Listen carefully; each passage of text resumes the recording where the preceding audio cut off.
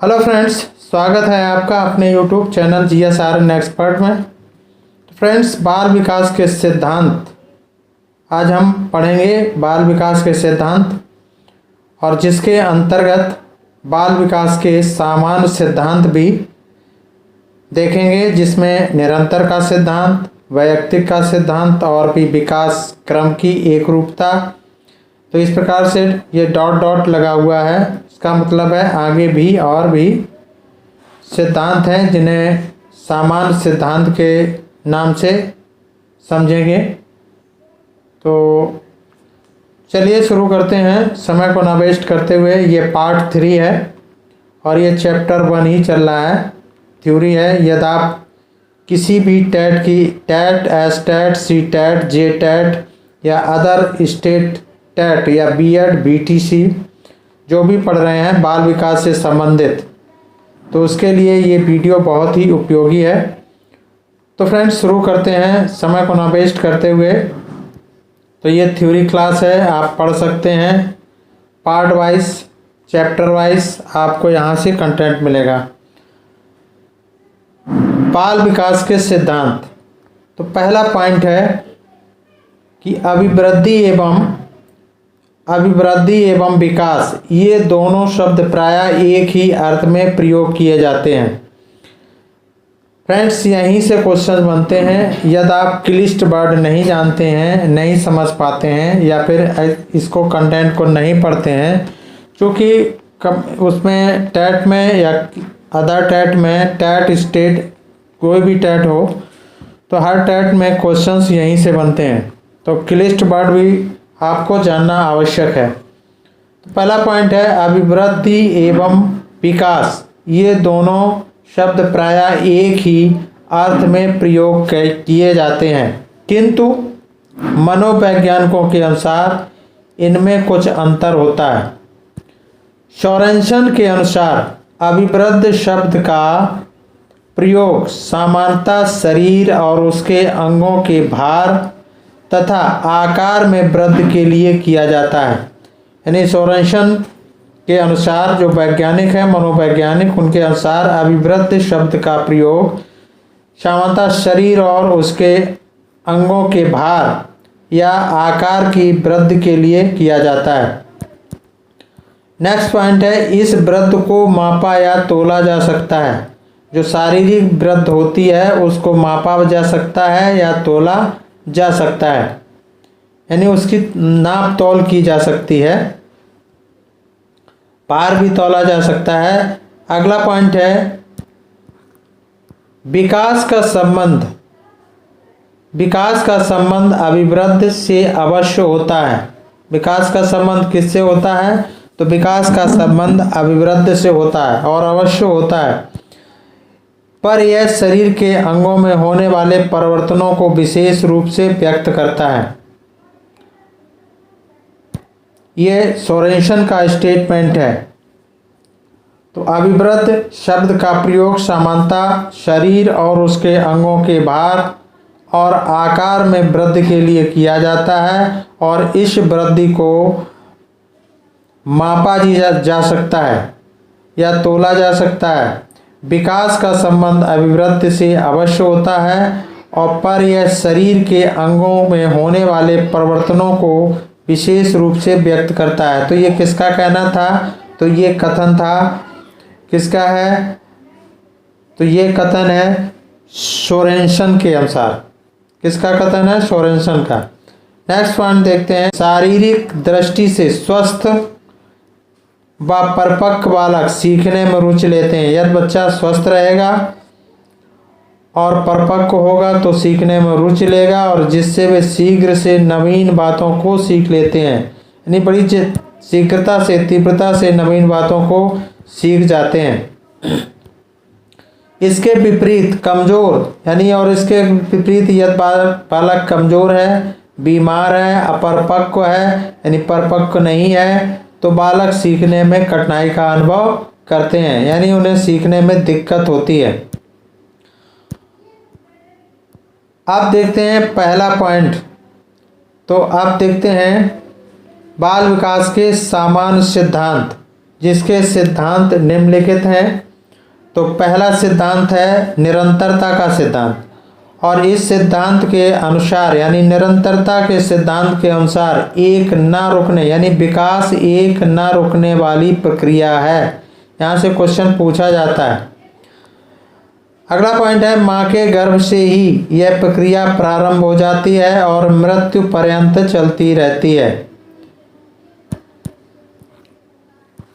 एक छोटे से नगण्य आकार से, अगला पॉइंट है एक छोटे से नगण्य यानी ना के बराबर आकार से अपना जीवन प्रारंभ करके हम सबके व्यक्तित्व के सभी पक्षों शारीरिक, मानसिक, सामाजिक आदि का संपूर्ण विकास इसी निरंतरता के गुण के कारण भली भांति संपन्न होता है। नेक्स्ट पॉइंट है, अगला पॉइंट है दूसरा सिद्धांत है वैयक्तिक अंतर का सिद्धांत, और इस सिद्धांत के अनुसार बालकों का विकास और वृद्धि उनकी अपनी वैयक्तिकता के अनुरूप होती है। वे जो बालक हैं वे अपनी स्वाभाविक गति से ही वृद्धि और विकास के विभिन्न क्षेत्रों में आगे बढ़ते रहते हैं। उनमें जो गति होती है वो स्वाभाविक गति से ही वृद्धि होती है और विकास भी उसी के अनुसार होता है और विभिन्न क्षेत्रों में आगे बढ़ते रहते हैं, और इसी कारण उनमें पर्याप्त विभिन्नताएं देखने को मिलती हैं। अगला पॉइंट है कोई भी एक बालक वृद्धि और विकास की दृष्टि से किसी अन्य बालक के समरूप नहीं होता है, यानी उनमें जो विकास होता है तो एक समान यानी समरूप नहीं है या एक समान नहीं दिखाई पड़ते हैं। उनमें कुछ ना कुछ परिवर्तन, अलग अलग परिवर्तन होते रहते हैं। नेक्स्ट पॉइंट है विकास के इसी सिद्धांत के कारण, यानी विकास के इसी सिद्धांत के कारण, किस सिद्धांत के कारण?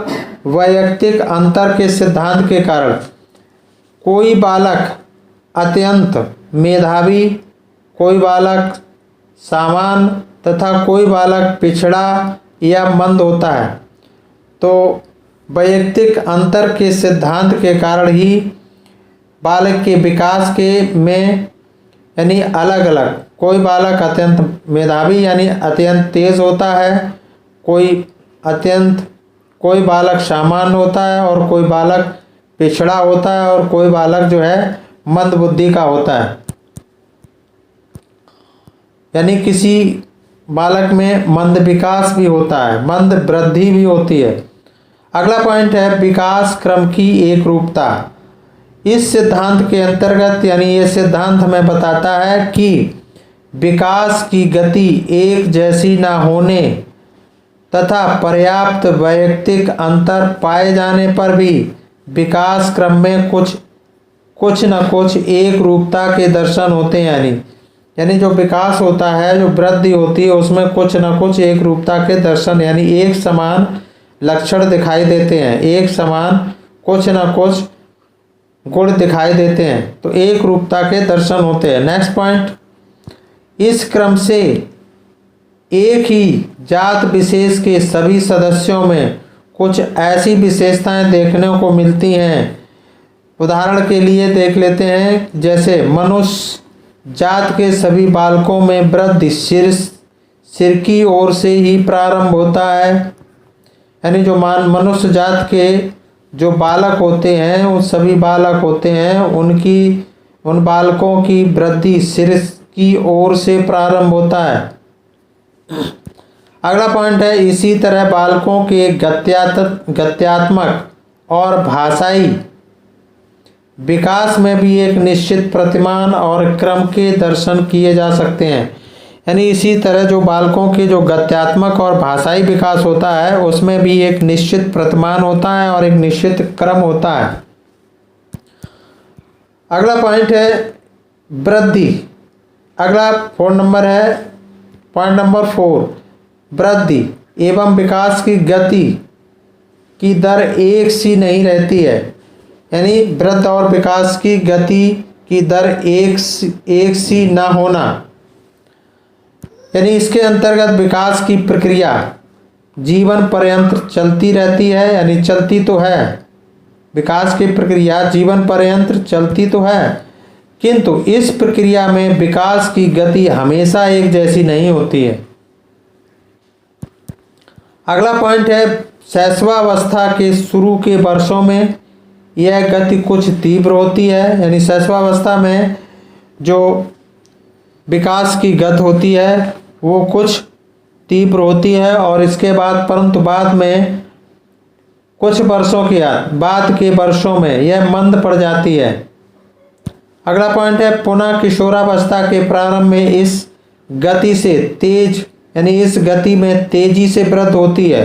किशोरावस्था के प्रारंभ में इस गति में तेजी से वृद्धि होती है, परंतु अधिक समय तक नहीं बनी रहती, यानी अधिक समय तक तेज वृद्धि नहीं, तेज गति से वृद्धि नहीं होती है। अगला पॉइंट है, इस प्रकार वृद्धि और विकास की गति में उतार चढ़ाव आते ही रहते हैं, किसी भी अवस्था में यह एक जैसी नहीं रहती है। अगला पॉइंट है, निश्चित तथा, पॉइंट नंबर 5, निश्चित तथा पूर्व कथनीय प्रतिरूप का सिद्धांत। निश्चित तथा पूर्व कथनीय प्रतिरूप का सिद्धांत प्रत्येक प्रजाति, चाहे वह पशु की प्रजाति हो या मानव प्रजाति हो, के विकास का एक निश्चित प्रतिरूप होता है, यानी एक निश्चित प्रतिरूप होता है, एक निश्चित क्रम होता है जो उस प्रजाति के समस्त सदस्यों के लिए समान होता है, और उस प्रजाति के समस्त सदस्य उस प्रतिरूप का अनुसरण करते हैं।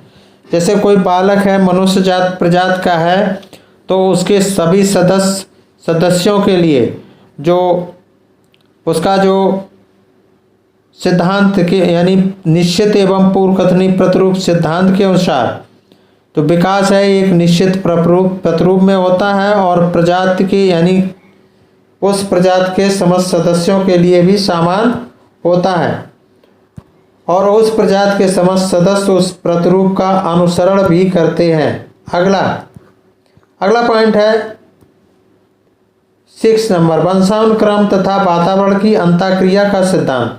बालक का विकास वंशानुक्रम तथा वातावरण की परस्पर अंतःक्रिया का परिणाम होता है। इंपॉर्टेंट पॉइंट है अगला पॉइंट, केवल वंशानुक्रम या केवल वातावरण बालक के विकास की दिशा व गति को निर्धारित नहीं करते हैं, यानी केवल वंशानुक्रम यानी वंश के अनुसार या केवल वातावरण के अनुसार बालक का विकास की दिशा या गति को निर्धारित, यानी उसी के अनुसार से गति हो, तो ये वो जो है वंशानुक्रम और वातावरण यानी विकास की दिशा और गति को निर्धारित नहीं करते हैं, बल्कि दोनों की अंतःक्रिया के द्वारा विकास की दिशा गति का नियंत्रण होता है। अगला पॉइंट है चक्राकार प्रगति का सिद्धांत। इसके अंतर्गत विकास प्रक्रिया के दौरान बीच बीच में ऐसे अवसर आते हैं जब किसी क्षेत्र विशेष में विकास की पूर्व अर्जित स्थिति का समायोजन करने के लिए उस क्षेत्र की विकास प्रक्रिया लगभग विराम की स्थिति में आ जाती है। चक्राकार प्रगति का सिद्धांत के अंतर्गत विकास प्रक्रिया के दौरान यानी विकास के दौरान बीच बीच में ऐसे अवसर आते हैं कि किसी क्षेत्र विशेष में विकास पूर्व अर्जित स्थिति का समायोजन करने के लिए उस क्षेत्र की विकास प्रक्रिया लगभग विराम की स्थिति में आ जाती है। अगला पॉइंट, कुछ अवधि के उपरांत यानी कुछ समय के उपरांत उस क्षेत्र में विकास की गति फिर से बढ़ जाती है। तो विकास की गति कभी घटती है तो कभी बढ़ जाती है। अगला पॉइंट है विकास सामान्य से विशेष की ओर चलता है। पॉइंट है, ये सारे पॉइंट इंपॉर्टेंट हैं फ्रेंड्स, इन्हें कई बार पढ़ेंगे तो आपको कंफर्म हो जाएगा। तो इससे अगर इस टॉपिक से कोई भी क्वेश्चन बनता है किसी भी प्रकार का, एसर्शन, स्टेटमेंट, रीजन या साइको टाइप के क्वेश्चन बनते हैं जो जिन्हें समझना सरल नहीं होता, तो आप 100% अटेम्प्ट कर पाएंगे क्वेश्चन। नेक्स्ट पॉइंट है विकास की और वृद्धि की सभी दिशाओं में विशिष्ट क्रियाओं से पहले उनके सामान्य रूप के दर्शन होते हैं। विकास और वृद्धि की सभी दिशाओं में विशिष्ट क्रियाओं से पहले उनके समान रूप से गुण दिखाई पड़ते हैं। उदाहरण के लिए ले लेते हैं, अपने हाथ से कुछ चीज़ें पकड़ने से पहले बालक इधर से उधर यूं ही हाथ मारने या फैलाने की चेष्टा करता है। आपने देखा होगा बच्चा जो शिशु होता है वो बैठा होता है, किसी चीज़ को पकड़ नहीं पाता है तो अपनी चीज़ों को पकड़ने का प्रयास करता है और इधर उधर हाथ मारने या फैलाने की चेष्टा करता है। अगला पॉइंट है इसी तरह से एक नवजात शिशु के रोने और चिल्लाने में सभी अंग प्रत्यंग भाग लेते हैं, परंतु बाद में वृद्धि और विकास की प्रक्रिया के फलस्वरूप ये क्रियाएं उसकी आँखों और वाक्तंत्र यानी बोलने वाली जो वाक्तंत्र बोलते हैं, जो गला होता है, तक सीमित हो जाती हैं। तो ये सारी जो क्रियाएं हैं ये उसकी बालक के आँखों और वाक्तंत्र तक ही सीमित हो जाती हैं। अगला पॉइंट है भाषा विकास में भी बालक विशेष शब्दों से पहले सामान्य शब्द ही सीखता है, यानी भाषा विकास में भी पहले सामान्य शब्द सीखता है, इसके बाद आगे के शब्दों को सीखता है। पहले वह सभी व्यक्तियों को पापा कहकर ही संबोधित करता है, इसके पश्चात ही वह केवल अपने माता पिता को पापा कहकर संबोधित करना सीखता है। तो शुरुआत में जो बच्चा शिशु होता है वह पहले किसी को भी पापा कहने लगता है, पापा कहकर संबोधित करता है। इसके बाद वो धीरे धीरे अपने माँ बाप को समझ जाता है, अपने माता पिता को समझ जाता है और स्वयं पिता को ही पापा यानी अपने पिता को ही पापा कहता है। अगला पॉइंट है 9 परस्पर संबंध का सिद्धांत। तो विकास के सभी आयाम जैसे शारीरिक, मानसिक, सामाजिक, संवेगात्मक आदि एक दूसरे से परस्पर संबंधित हैं। जो विकास के जितने भी सभी आयाम हैं, जो शारीरिक, मानसिक, सामाजिक, संवेगात्मक, ये एक दूसरे से परस्पर संबंधित हैं। अगला पॉइंट है इनमें से किसी भी एक आयाम के होने वाला यानी इनमें से किसी भी एक आयाम में होने वाला विकास अन्य सभी आयामों में होने वाले विकास को पूरी तरह प्रभावित करने की क्षमता रखता है। कहने का भाव ये है कि जो शारीरिक है, मानसिक है, सामाजिक है, संवेगात्मक, किसी एक की कमी के कारण यानी पूरा जो विकास है किसी एक की अन्य सभी में से होने वाले विकास यानी पूरी तरह प्रभावित करने की क्षमता रखता है।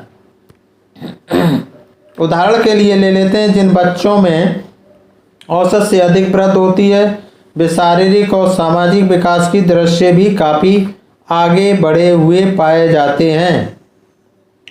यानी जिन बच्चों में औसत से अधिक वृद्धि होती है यानी ज़्यादा वृद्धि होती है, वो शारीरिक और सामाजिक और विकास की दृष्टि से भी काफ़ी आगे बढ़े हुए मालूम पड़ते हैं।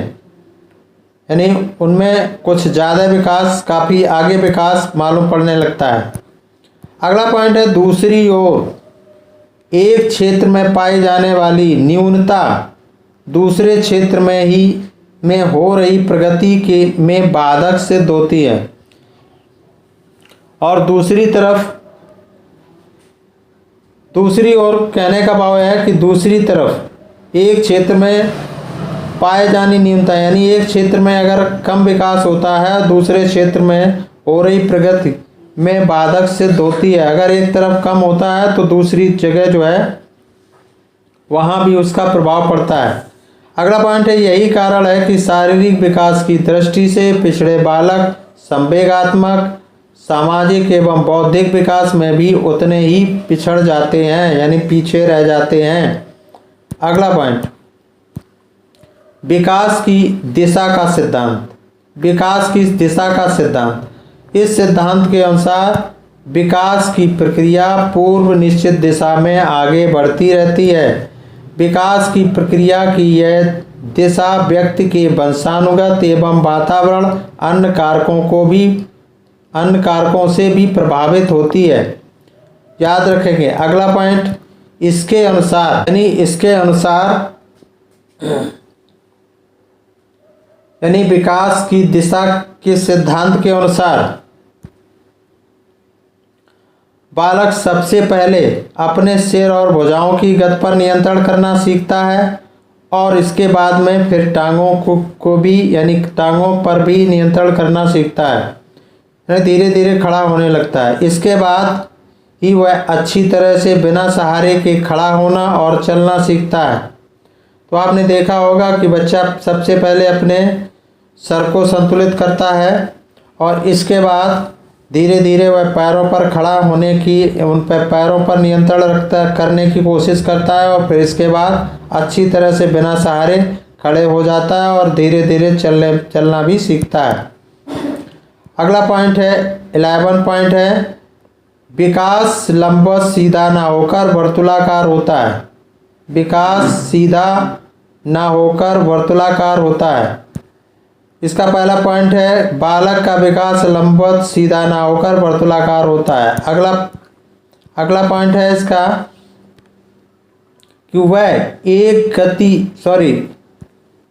एक सी गति से सीधा चलकर विकास को प्राप्त नहीं करता, यानी ये विकास उसका सीधा एक गति से नहीं होता है, बल्कि बढ़ते हुए पीछे हटकर, यानी पहले थोड़ा बढ़ेगा, यानी एकदम से बढ़ेगा, फिर इसके बाद कम होगी, फिर कम होगी और फिर बढ़ेगा। तो इस प्रकार से बल्कि बढ़ते हुए पीछे हटकर अपने विकास को परिपक्व और स्थायी बनाते हुए वर्तुलाकार आकृति की तरह आगे बढ़ता है।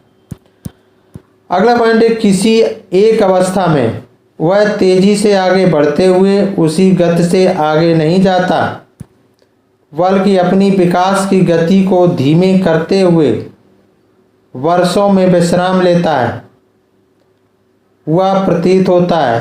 यानी किसी एक अवस्था में वह तेजी से आगे बढ़ते हुए उसी गति से आगे नहीं जाता है, बल्कि उसकी विकास की गति धीमा करते हुए, यानी उसका विकास की गति धीमे होते हुए वर्षों में विश्राम लेता हुआ प्रतीत होता है। कभी कभी वर्षों उसका जो है विकास रुक जाता है ताकि प्राप्त वृद्धि और विकास को स्थायी रूप दिया जा सके। अगला पॉइंट है, यह सब करने के पश्चात, यानी इसके पश्चात ही वह आगामी वर्षों में फिर कुछ आगे बढ़ने की चेष्टा कर सकता है। अगला पॉइंट है, वृद्धि और विकास की क्रिया। पॉइंट नंबर 12, ये 15 करीब 15 जो सामान्य सिद्धांत हैं। तो वृद्धि और विकास की क्रिया वंशानुक्रम और वातावरण का संयुक्त परिणाम है। वृद्धि और विकास की क्रिया वंशानुक्रम और वातावरण का संयुक्त परिणाम है। इसके अंतर्गत बालक की वृद्धि और विकास को किसी स्तर पर वंशानुक्रम और वातावरण की संयुक्त देन माना जाता है। यानी वंशानुक्रम और वातावरण की जो है संयुक्त देन माना जाता है। जो बालक का वृद्धि और विकास होता है उसे किसी न किसी स्तर पर वंशानुक्रम और वातावरण की संयुक्त देन माना जाता है। अगला पॉइंट है, दूसरे शब्दों में हम कहें तो वृद्धि और विकास की प्रक्रिया में वंशानुक्रम जहां आधार का कार्य करता है, वहीं वातावरण इस आधार पर बनाए जाने वाले व्यक्तित्व और संबंधी भवन के लिए आवश्यक सामग्री और वातावरण जुटाने में सहयोग देता है। कहने का भाव ये है कि वृद्धि और विकास की प्रक्रिया में जहाँ वंशानुक्रम का आधार कार्य करता है, यानी जिस आधार पर वंशानुक्रम कार्य करता है, वहीं वातावरण भी इस आधार पर बनाए जाने वाले व्यक्तित्व संबंध यानी व्यक्तित्व संबंधी जो कार्य करता है वो उसके लिए आवश्यक सामग्री एवं वातावरण जुटाने का सहयोग करता है। कौन? वातावरण। अगला पॉइंट, अतः वृद्धि और विकास की प्रक्रियाओं में इस दोनों को समान महत्व दिया जाना आवश्यक हो जाता है। इसलिए वृद्धि और विकास के अंतर्गत ये जो प्रक्रियाएं वंशानुक्रम और वातावरण है, तो ये दोनों इन दोनों को समान महत्व दिया जाना आवश्यक हो जाता है। अगला पॉइंट है एकीकरण का सिद्धांत। इस सिद्धांत के अंतर्गत विकास की प्रक्रिया एकीकरण के सिद्धांत का पालन करती है। इसके अनुसार बालक पहले संपूर्ण अंग को और फिर अंग के भागों को चलाना सीखता है। तो इसके अनुसार क्या होता है कि सबसे पहले बालक पहले संपूर्ण अंग को और फिर इसके बाद फिर अंगों के भागों का चलाना सीखता है। जैसे हाथ उठाएगा, फिर धीरे धीरे उंगली चलाएगा, हाथ पंजे चलाने की कोशिश करता है, तो बाद में वह उन भागों में एकीकरण करना सीख जाता है। अगला पॉइंट है सामान्य से विशेष की ओर बढ़ते हुए विशेष प्रतिक्रियाओं और चेष्टाओं को इकट्ठे रूप में प्रयोग करने में लाना सीखता है। अगला पॉइंट है, इसके बाद उदाहरण के लिए देख लेते हैं कि उदाहरण जैसे एक बालक पहले पूरे हाथ को, फिर उंगलियों को और फिर हाथ की उंगलियों को एक साथ चलाना सीखता है। जैसा कि पहले भी हम बता चुके हैं कि कोई बालक है पहले हाथ को उठाएगा, फिर उंगलियों को, फिर हाथ एवं उंगलियों को एक साथ चलाना सीखता है। इसी प्रकार से वो वस्तु को उठाने लगता है। अगला पॉइंट है विकास की भविष्यवाणी की जा सकती है।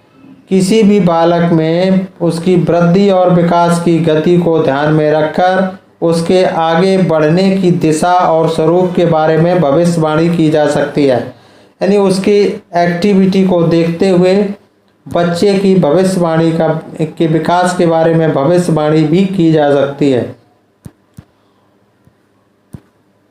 उदाहरण के लिए एक बालक है, जैसे एक बालक की कलाई की हड्डियों का एक्स किरणों से लिया जाने वाला चित्र यह बताता है, यानी यह बता सकता है कि उसका आकार प्रकार आगे जाकर किस प्रकार का होगा, यानी उसकी शारीरिक रचना को बता सकता है।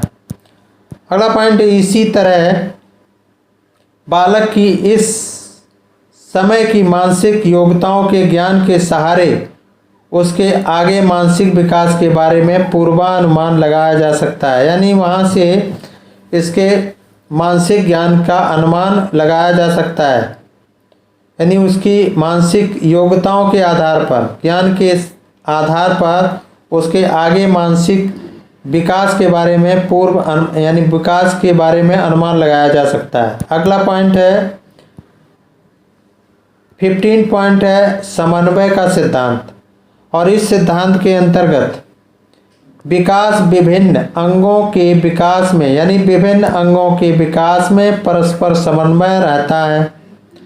बालक अपनी संपूर्ण अंगों को और फिर उस अंग के विभिन्न भागों को चलाना सीखता है। तत्पश्चात इसके बाद वह समस्त भागों में समन्वय स्थापित करना सीखता है। अगला पॉइंट है जब तक शरीर में विभिन्न अंगों तथा उनके भागों के बीच समन्वय स्थापित नहीं होता है, तब तक उचित विकास नहीं हो पाता है। तो फ्रेंड्स, आई होप आपको वीडियो पसंद आई होगी। तो वीडियो को लाइक करें, कमेंट करें और चैनल को सब्सक्राइब करें। Thanks for watching. Thank you so much. फिर मिलते हैं नेक्स्ट वीडियो में नेक्स्ट टॉपिक के साथ। तब तक के लिए थैंक यू सो मच।